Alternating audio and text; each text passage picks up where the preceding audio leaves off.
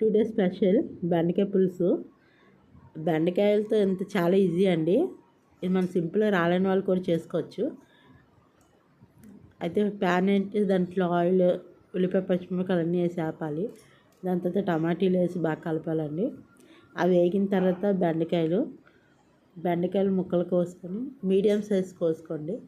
Medium size కోసుకొని అవి కూడా వేసి బాగా వేయించాలి. దాంట్లోని కారం,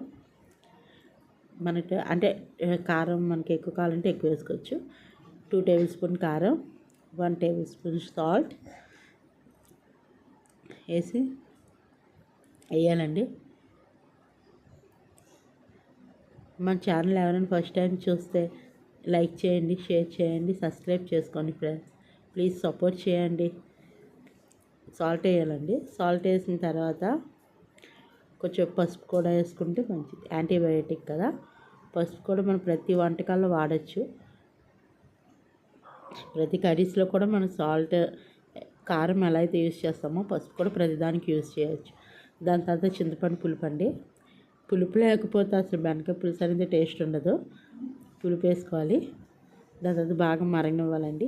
అంతే, మరిపోయింది. అది దించేసి